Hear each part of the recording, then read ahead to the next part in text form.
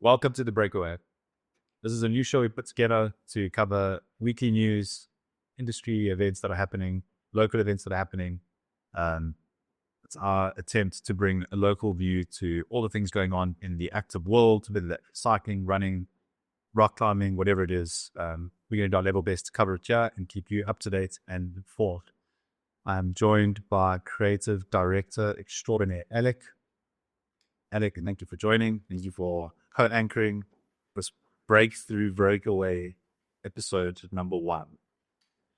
On the chopping block for today, we have got UTMB 2026, the lottery is live, and we have some extremely carbon contribution subject matter to discuss. This has been extremely informative for me to understand what that is. It's definitely a conversation to be had. Tour Down Under 2026 kicks off this weekend with the ladies race, the following weekend with the men's race. It's the first big race of the year. Lots to be said about that, so we're going to cover that. On the tech side, we've got Chinese bike computers entering the world tour.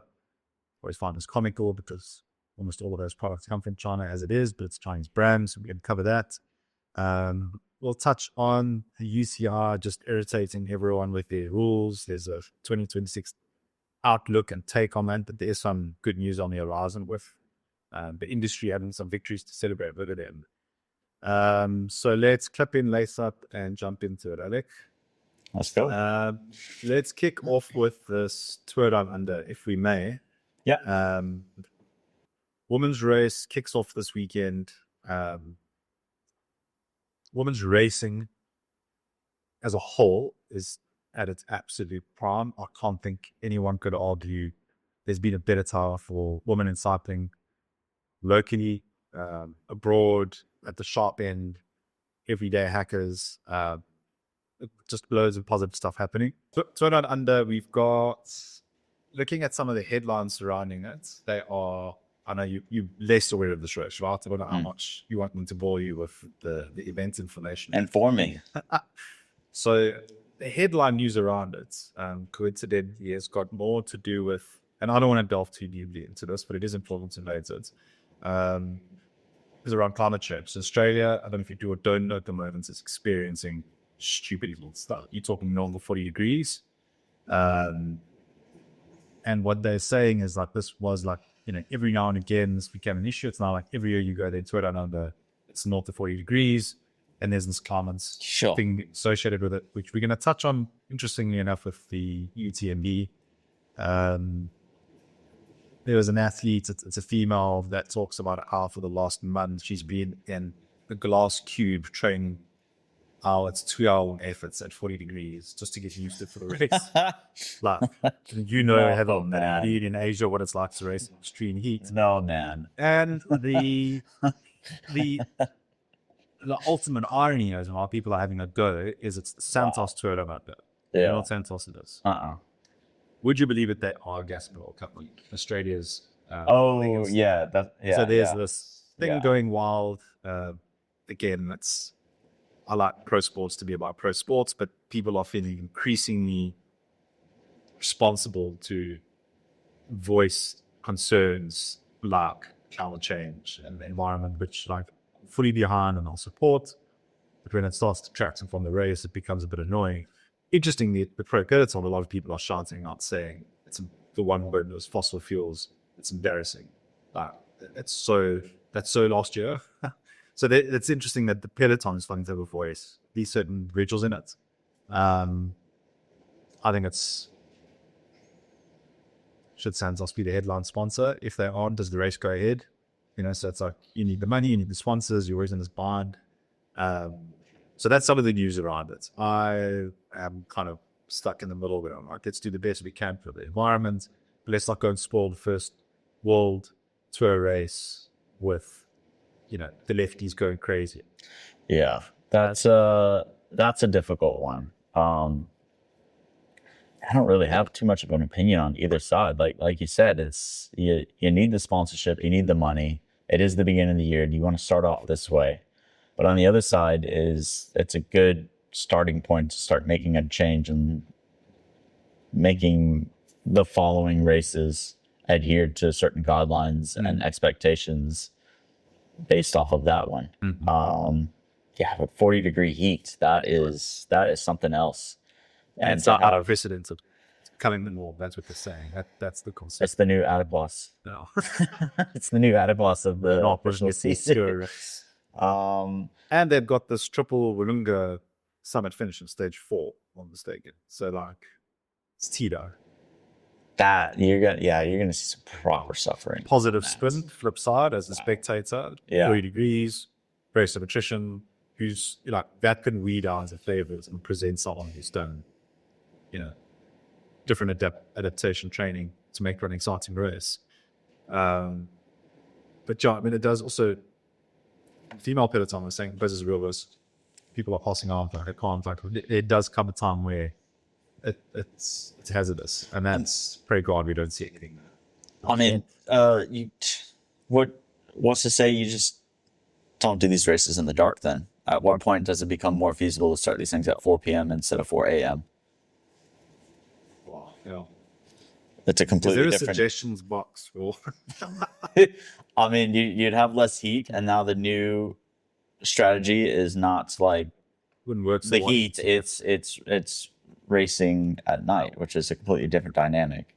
And they It do it comes in with F- they its- do it in F1 and Derby. And Yeah, but that's a fully lit exact track, reason. though. Yeah. I'm talking more like Dakar. There's no lights, and you're on your own. I think the reality is there isn't a solve, and Yeah, What I'll- that's a tough one. my closing point, and I don't want to focus on the climate change part of this, but I do think the pro peloton has the power to set a positive example and to create maybe some standards around, like we're going to get into with the carbon contribution like the UTMB. There could be room to do some stuff like that signals like we could be doing better. Let's not for a minute pretend that the pro peloton, if it was carbon neutral, would make a difference to the global clouds. But they do have a voice. They do have, I would say a responsibility to try and motivate positive change. Yeah. And that's where I would like to see it end and let that be the end story. They have a big enough spotlight on them that if they wanted to do something, they could make a small difference. Yeah. A difference enough that might impact. Yeah. Race news wise, there is, so on the men's side, Jonathan Narvaez, UAE, he won last year. He's got Yates at his side, the one that didn't put out amid some doping allegations, some speculation. So rumor mill news, nothing proven yet, but there's a lot of rumor mills firing at the moment. He's what's suddenly dropping out. So, but yeah, Yates at his side, quite frankly, content for the top in himself. I think that's a tough team to beat. There is Finn Fisher Black, who held Chappie's car until Byron went and snaked it away. Yeah. One of the other favorites, he's Red Bull Boron Scrower. That could be interesting. You've got Jay Vaughn, Jay Golula. So there's, local race. On it, if you don't know what form people at this point, you don't know what December was like. People say don't over index on form 9. People immediately like, one Tour Down Under, Tour de France. No, it doesn't work that way. But it's for that reason, because it's the start of the year, forms all over the show, teams are getting, it's the first race. It is exciting. So I'm super pumped to watch that. And to follow it's difficult to watch live because of the time differences. But the Latin Rouge, if you follow them on YouTube, them and the Nero show have epic coverage of this race. Like post coverage, obviously. Yeah. It's almost better than watching the race. Commentary's brilliant. So 2026 Tour Down Under favorites include Amanda Spratt, Little Trek, Dominique, I'm not going to even try and pronounce her name, but she's from UAE, Guy Rodidi, Little Trek, Madeleine Verriers, Education. The funny thing about this, and I watched a few other people's like the prologue in terms of covering the favorites. Other than that, Amanda Spratt, she's won the thing 3 times, so there's that. But female cycling is so unpredictable. That is why there is no Teddy Pogacar or Van Poel, they're like, okay, this is pretty much theirs. Yeah. Compete. So this is really cool in the sense that you're going to get a strong inkling as to who some of the favorites are to watch for the year. That like you just never know. I expect to see really good coverage there. I hope it's televised really well, to give the spotlight that it needs. But I would be surprised if the female race is not as or even more entertaining than the men's. A few people, anecdotal feedback from the male social peloton of, Saturday, Tuesday, people commenting on how the female racing is just so exciting. Dan, as a major advocate, like if you enjoy bike racing, like watch women, they're just on another level as far as.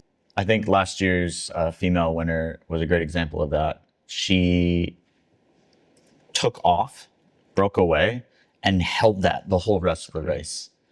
And I was on the edge of my seat wondering, is she going to drop back? Are they going to catch up? Is something going to happen? No, she held it the whole way. And just that stoic of like posture of just go, go, go all the way to the finish was, I'm getting goosebumps. It was crazy to watch that.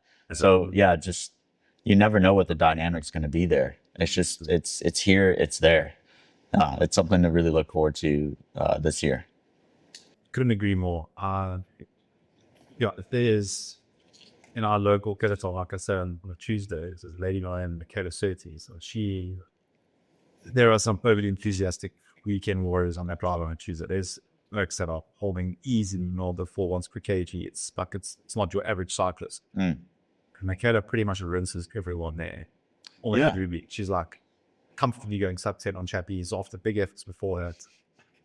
It's Layla, another example. I could never descend the way she does. She's pretty quick. Woman. And like just going up on Tuesday, last week, the amount of females on the road is just unbelievable. It's refreshing. Never been as noticeable as it is now. It's very refreshing to see, honestly. It's not just Oaks just trying to smash it out all the time. There's smiles and laughter. And look at the age. Look at the demographic. It's young. It's early 20s, 30s.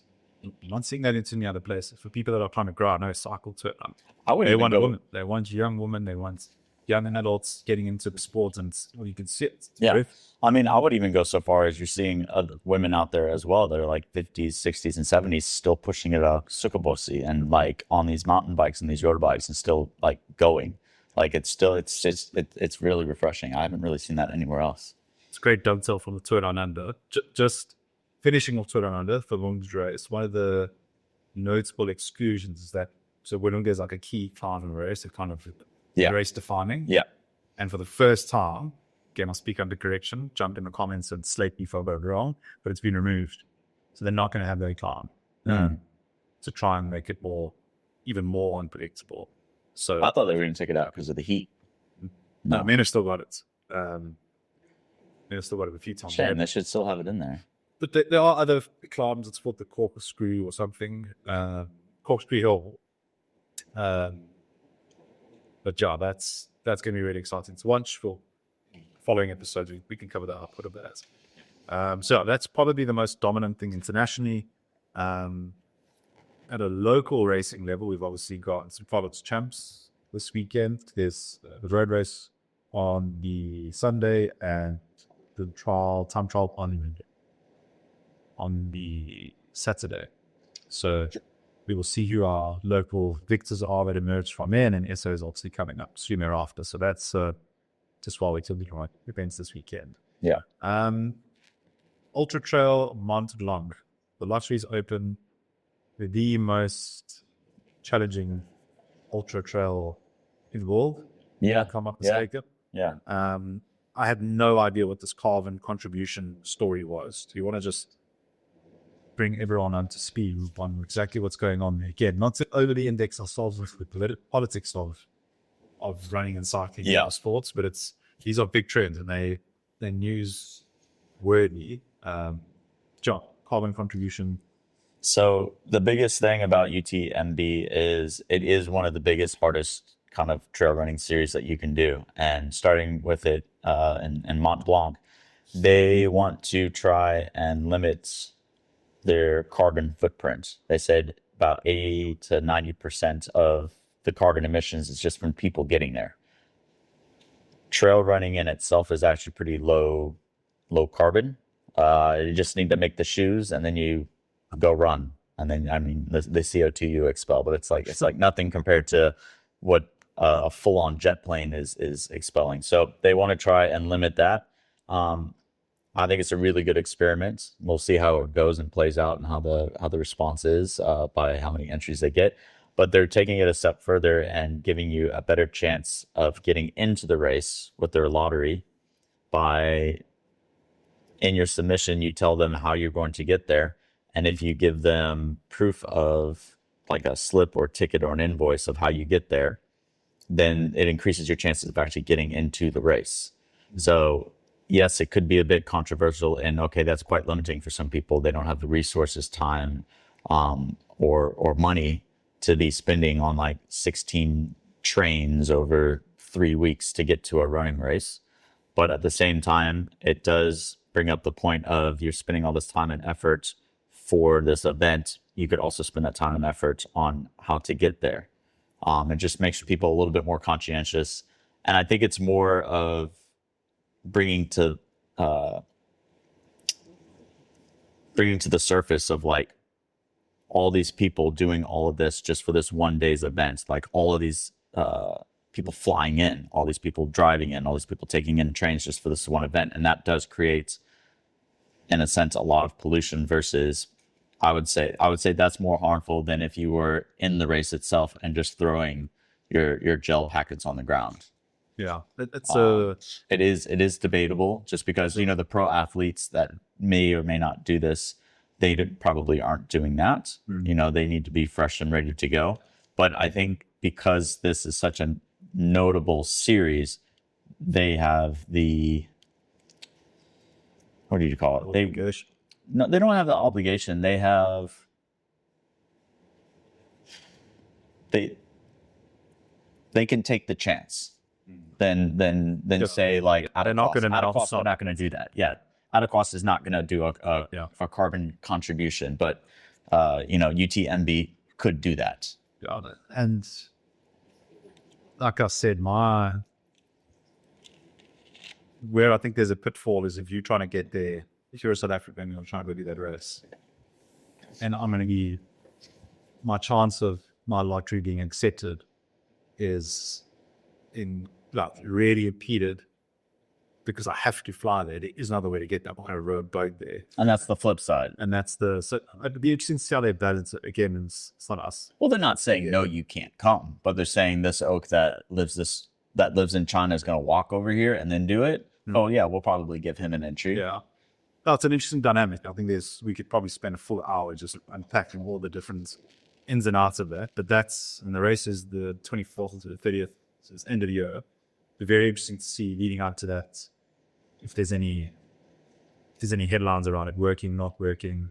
It's not the first time it's been done. So this is they did. Trials before. I think they said they saw that in an article that I read. They targeted, and this makes sense. Less how you got there, but more once you're there. No shuttles, no cars. Okay. Knowing that there was a public infrastructure that could be leveraged. Now that to me makes complete sense. Like once I get there, I can make responsible decisions. Reward me for doing that, 100%. I can pre-purchase a pass that gives me access to that thing, and I can show that to you. Correct. Work it into the ticket, buy the eco-friendly option, or give more lottery tickets to the eco-friendly option, which predetermines that you've got to have public transport. Yeah. Correct. But marking down anyone that really wants to do it, it's trained hard, committed to it, but happens to live in parts of the world where you just can't get into otherwise. I think there's something else there. But again, like we said earlier, no harm in taking a stab at it. Again, it's, use the Matthew Van Der Poel outfall that he had a year ago as a reference point. People went mad that he uses a private jet. It's like, he's in a sport where they paid millions of dollars to win races and eke out every single percentage point they can to win. So those are the margins for victory and losing. A private jet's first class, major performance game in terms of the speed you can get. We all know, the compounding impact. How quick you can get from place to place for training. Yeah. So that's my viewpoint is elites should be allowed to be elites, and eke out every single thing they need to. I don't believe his private jet flight is going to spell the end of the world. And I don't think it sets a precedent either. The precedent is if you're an elite, you use every single thing you can to try and, get an advantage. And that's what we want as sportsmen that love what these people do. Don't go and shackle them with responsibilities that are just, quite frankly, unrealistic. So that's my viewpoint on it. Having said that, big events do have a responsibility, should positively leverage it, and that's what this is doing. So I think there must always be a distinction between good for the, the greater, spectators and everyone being involved, because that's another big part of who goes to these things, and then just deviating to it. Like, we understand they're a box that we can't hold everyone. Well, I mean, also you're not. I think it'd be a bit ridiculous to make everybody do this eco thing, and then I think it would only take one of those elites to show up on a jet and just wipe all the carbon that you just saved out. So I think if they're gonna have to do it across the board. Otherwise, you're gonna run into even more. There's gonna be more friction in the community for that. And I mean, this isn't also could create a negative dynamic. Don't demonize the elites, no matter what they do. That's my view. Yeah, they're in a certain position, but that doesn't mean they have to put this in the race calendar. They can skip this now if they needed to focus on other things. I know, but it is. But they've also done this with an ultra cycling event. It's called the Accursed Race. Happened last year. No flying there, no flying away, and people took trains and hoboed there and walked there and cycled there, and it was actually really good for PR for the race. I think they're going to do it again this year. No, it was. I think it was a mountain bike race. It's not an easy thing. So you're not going to get a rate. You tried that in South Africa. It's a no-fly fixed route off-road race. So either gravel bike or mountain bike. Oh, that's on. And it's in the Balkans, so it's Eastern Europe. So somewhat easy to get to because it's a bit landlocked, unless you live. These in things a country are great in that's Europe for Europeans. That's the one caveat. Okay, at UTMB, we'll definitely keep track of that as time goes on. I really don't want to spend much time on this UCI thing. It's just so stupid. I think we unanimously aligned and agreed that the things put forward by the UCI made no difference to the safety of the peloton or riding, whether it's the 65mm wheel depth, whether it's the bars. If anything, it impeded women in cycling because none of this can't surf with his massive. It's just stupid all around. Okay, sure. And the real takeout of this UCI debacle is that the UCI lost to industry. SRAM challenged them on the timing sizes. People are pushing back. The bar width thing got challenged. They won. That's the real story, and that's the trend I'm keen to see into 2026. How much more does the industry push back and win back? That'll be exciting to keep track of and to watch. But the UCI they have this ability to do good and to allow innovation to happen. So that's the point you made, off camera, is that they do set the tone for how far innovation can be pushed with the confines that they set. And that should be something that they have fun with and build good rapport on. But instead, they're super tone deaf and absolutely idiotic and somehow just never positively leverage that. So I was hoping there's some change there. Yeah. But I wouldn't hold my. I mean, I'm a little sad to see the 65mm maximum rim depth. And I'm wondering if that's going to apply to gravel bikes, because there's been some pretty sweet bike setups that I've seen with a full rear disc wheel and then a 2.3-inch mountain bike tire in the back of it. And that thing just looks sick. I'm just upset that that's not going to be there anymore. Please find an image of that 4-year-old. HED even makes I think it's 120mm deep wheel where it's just like this, and then you have the hub. And it's the most beautiful looking, insane bike. And I'm just so sad that that's not going to be legal anymore. That is an extremely subjective. You're just riding a monster truck. Horrific. But please put that up as B-roll, and maybe we can get a vote or a poll going. But wait long enough, you'll see my gravel bike will have that one day. This is going to release next week, so Charles do this first, unless you've got something coming around. No. Okay, so that's UCI. the Chinese bar computer thing, I think this is, I mean, as far as trends go, I mean, it's not even limited to the brands. brands. I wouldn't even This stick it to mindset that computers. Chinese, like 99% of what is being written, manufactured, is made in China, and it's having a little bit. Well, it's manufactured, but where the company is based, those are two different things. Yeah. But Taiwan and China, Shenzhen, is where huge chunks of pretty and really good stuff comes from. And I think it's, I mean, obviously I'm slightly jaded because of my relationship with Olves, but it's sad to see. I mean, those guys in Olves are so passionate. They are technical nerds on a level that no one can fully appreciate. They're not these, and I say there, many others too, Winspace, the list goes on. Yeah. All of those people, they're extremely proud about what they do. Quite frankly, they're the best at what they do. They are absolute masters as far as, working with their tech is concerned. They are the pinnacle. And there's this like Chinese label of cycling. It's for me, it's really weird. Like, as far as electronics are concerned, as far as carbon tech is concerned, they are at the absolute forefront. And I think it is only good for the industry that those brands start to disrupt. The Western brands have a stronghold in the market for far too long, and the prices have gone ridiculous. No one can talk me out of that point. Like, I'm all for 300 grand plus megabytes and these absolute super machines. I'm all for that. But the mid tier, the entry level is still decent, but mid tier's got bongles. It's absolutely ridiculous. And China is starting to challenge that. If you look at the car markets, I think the cycling market's going to follow. And I think it's moving quicker than anyone would have expected. Bar computers, I don't know. I think this is a big financial player. They've got money, they'll put it in. Good for us. To disrupt Garmin, to disrupt Wahoo, huge undertaking. Yeah. No reason why not. If you get it to link up with Discovery and I get my vitality points, I'm in. Wahoo does it. It's the only reason I'm on a Wahoo. So it's the ecosystem. And I'm probably a minority, but that ecosystem is really important. So, well, that's the key trade-off though with when you buy into those Chinese parts and systems and frames is what people fail to see sometimes when you buy into those is there an ecosystem? If this product has XYZ problems, will it get fixed soon, or do I have to completely buy a new one and have it shipped over? And then you go into, okay, well then you're just buying into e-waste, or you're just contributing to landfill stuff. I do really enjoy that they are disrupting the like bigger Western market, and this all would not have been possible without COVID. When COVID hit, there was supply chain issues all over the place. And when I had my bike shop in Taiwan, we immediately started to dive real deep down that rabbit hole of it's the same product, it's just a completely different name.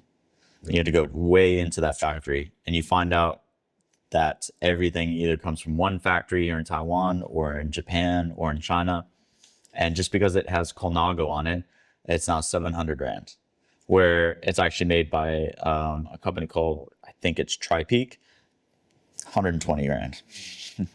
So it's very interesting that they're disrupting it, and it's pretty much the same thing, minor tweaks with a different R&D team, and they branched out from that. And so the Western has stayed over here, and then the Chinese companies have gone this way, and they've started to come out with the L2, with some of their gravel systems, their semi-wireless systems, Magene, all that stuff. So yeah, it's just right now it's a bit shaky because there's no ecosystem, but Magene is the bar computer that's it's getting there, breaking in. I think they were. I had some large stuff enough 10 years ago. a Chinese brand. Yeah, Magene is, I would say, they are one of the brands that are, much like Winspace. Winspace wheels are highly regarded. It's a sort of Chinese brand, and this is my final point on the Chinese thing.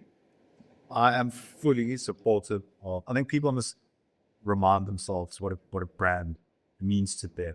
Yeah. So when I buy I was brand, that way. so as a good example, Matt Kiz's Soul brand. And I buy that brand, I'm voting with my wallet one, his quality is absolutely exceptional. There's no question. But I'm voting for the person behind the brand. He stands for disruption. He stands for fashion in a way that very few other people do. He stands for all these different things. So if you're paying 1,000 Rand for a t-shirt, when you go buy 150 Rand V-neck at Woolies, you're voting for something different. And there's nothing wrong with exactly. But I'm very happy. I don't care what Matt's margin is on that thing. I want him to make money so they can continue to do what he does, because I stand his brand, what he stands for. You're investing. Specialized for a very long period of time. And you voted with your wallet for Specialized. You're saying, I'm happy for you to make money because I want you to keep going and pushing on grab and winning races. So, of course, on a 250 grand buy, there's margin. Don't demonize margin.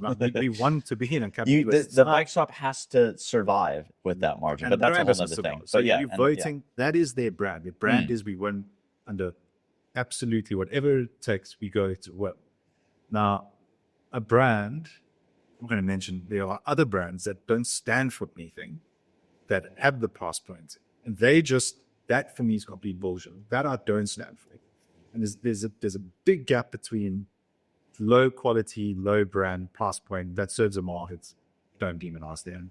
But then there's a huge portion of people that stand for luxury. They stand for all these things. But if you just look one layer down, like, what are you actually doing?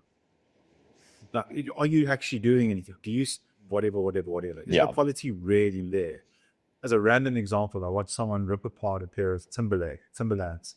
I think I saw that. Yeah, I kept thinking, I know this is supposed to be the legacy collection. It's $100-$200 more. He breaks it down, and you're just like, wow, it's lower quality. Oh yeah, older one. Yeah, and so that as an example is what I had the most immense disdain for, and with the Chinese brands, the urge that I would make people, and what I'd love to see people, what I'd urge people to do, is to look what those brands actually stand for. Go and look behind Windspace and see what they stand for. They have real virtues. They have real values.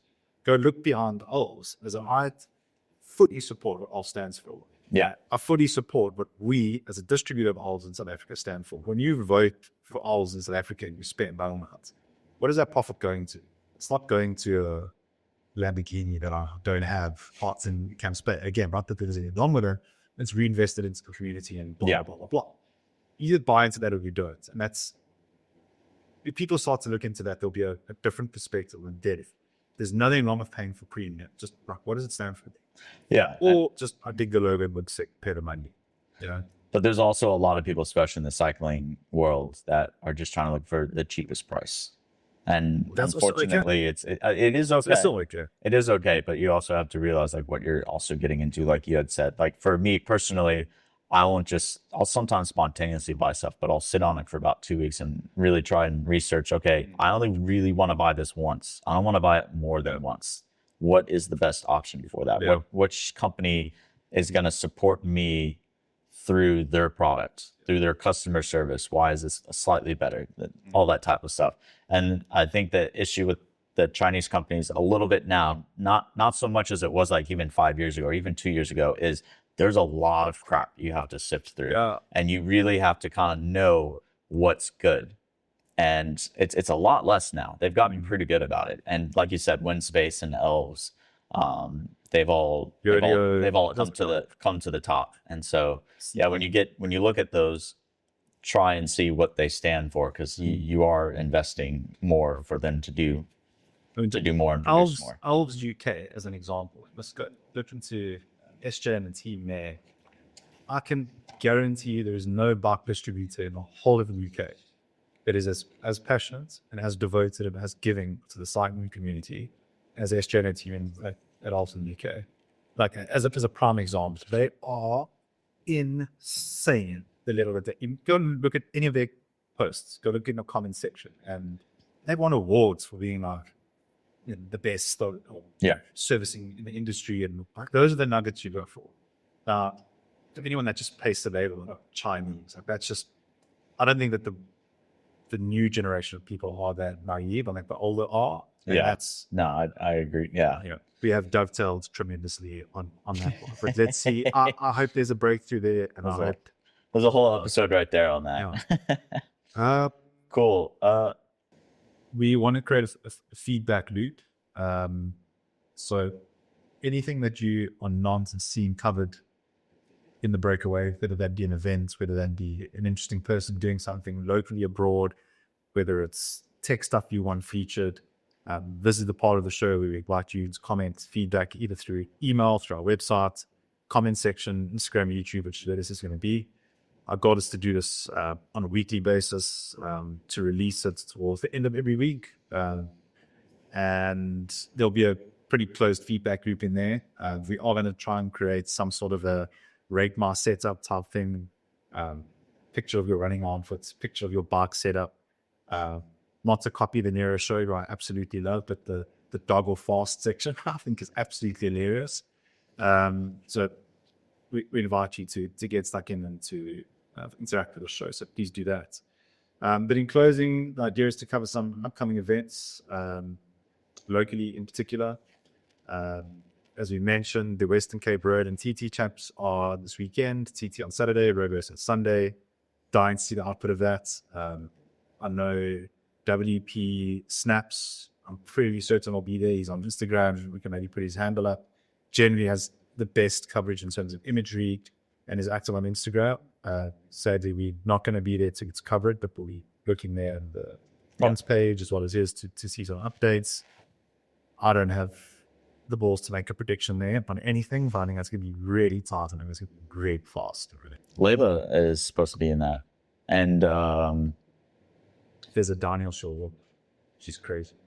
Yeah, no, it was a downhill. No, I was going downhill with her on Chappies for her attempt. She's just as crazy as I am. Look out. I couldn't watch that. Please put that you all out of stamping. I'll see what's allowed to be put out. How about that? Towards the end of the month, there's the Roads Quality Wine and Cycle Race. Epic race, really like a. I'll be covering a bit of that. Are you there? Yeah. Good. Yeah. Again, in the comment section, please let us know if you're going to the race, what the goals, what the aspirations are. Philadelphia League Race 1, 99er Cycle Race, another major Western Cape seeding race. I think Canada. I think we're going to try and cover that as well. Yeah. So already potentate of Cape Town Cycle Tour. So make some notes there. On the running front, there is the Top Form Bay to Bay, 18th of January. Apparently that's really fast. I would love to go and do that, but I don't think I'm going to be able to. Timber City, Radio Marathon, Fisher, that's the 24th of Jan. Ogo Half Run Fest, Cape Town, 31st of Jan. New Generation Homes, 10K in Durbanville, 27th for Freedom, Paul, 7th of February. It is nuts how many events there are on. And I want to encourage people to get involved in these events because we, as a body, being to Cape Town 3 years ago, we were always like, there's no races on, there's nothing to do about it. There is so much going on there. People must attend, glaze the organizers, give feedback, harp it up. It's really complicated. We've spoken to Owen Windy about this. We've spoken to Badez about it. It is so expensive, difficult to put these things on. And you almost need to go there with a heart and mind full of gratitude and just like really show and give back. Is one thing I just must say. Like post about and take pictures, get stuck into the vibe because these things aren't a given. I can't encourage people enough. I don't know. You're going to go and attend some of these yourself? I'm not going to race them. I'll cover them. Yeah. It's part of our eternal give back strategy. Yeah. If you are going to these races and would like us to maybe get some pre-coverage of some posts, please reach out on Instagram. Haddock monitors the DMs there, so do I. If we can set something up while we're there, we'd love to feature you, hear about your race, what you're doing, what your goals are, get some post coverage. Look for us. We'll be wearing a t-shirt that says Active Hobo. Please come and interact. We're here to tell stories from and within our community because stories matter. And then one event that isn't here that will feature every single month, a bit of a news announcement for Active Hobo is the monthly marathon. So for anyone who hasn't run a marathon, which is me, December of last year. I've never run one. I've done half. This is your invitation to come and try run marathon. We'll be doing it at the end of every single month, either a Saturday or a Sunday. They'll alternate. It'll start from Active Hobo. There'll be different route options. But I'm going to try and run the marathon every single month. For no particular reason, other than I wanted to see if it was possible. I managed to run one last year. It was extremely liberating. Our good friend Nick, we called it the Salty Balls Marathon for obvious reasons. It was pretty much out of the blue too. You were talking about it for a him on a while. Wednesday. I was like, listen, the year's running out. It's on my bucket list. He keeps trying to run a I marathon. saw it on Strava and I was like, oh, he did it. Yeah. Okay, cool. There was an attempt before, failed spectacularly the week before, and kudos. I think you Nick just weren't ready for it. I ran at 10 in the morning. That's what I'm saying. You You weren't weren't. on the cycle. Yeah, you weren't. The day. You pushed yourself a bit. Yeah. It's good No, to do it. that's- And the point was, I want to go to pack for more people. Yeah. Yeah. There's no entry fee. There will be 2 to 6s of Civet Bay. Happy to support it with some nutrition. No doubt we'll have some Devil's Peak goodies for afterwards. And the whole point was like, you can do it. Doesn't use big race, this hyper anxiety thing. So we'll be doing it at the end of every month. We'll talk about it every month and leading up to it. Everybody's welcome. Will be taking place from the Active Over at Rest Lake. And you don't have to do the full. You go until 5Ks, you can turn around, come back. You can go to 10, you can come back. So whatever it is that you're capable of, you push yourself every single month for. And we hope to just get more people running and running marathons as a nice way to build competence and confidence to go into some of these races. You might even get me out there. I think to get you out there. That's the only way you can make sure that you're going to be out there full. It's just going out there. I want to be out there with a Run Club t-shirt. Insert a B-roll or Run Club shirt, Alec, embarrassing redesign for me. And that's it, Alec. That's our news for the week. Okay. Next week, we're going to be talking a little bit more about Scicon. Extremely excited that they have seen what we're doing and are happy to help. They've given us some really cool stuff, some glasses, some bike bags, which are available to the community to try to use. So we talk about that if you're interested, if that sounds like something you want to fiddle with and play with and enjoy, come through to the Active Over and see what we've got here. But we'll talk more about Scicon next week. Yeah. But a major thank you to them for getting stuck in with us. Exciting stuff. And we'll cover some of the news from the weekend's results and being advanced constructive criticism or on constructive criticism, lay it on thick, and let us know how we're doing. But looking forward to the next item in these 51 of them we've got warmed up. All right. Yeah. Thank you. Yeah. Cheers.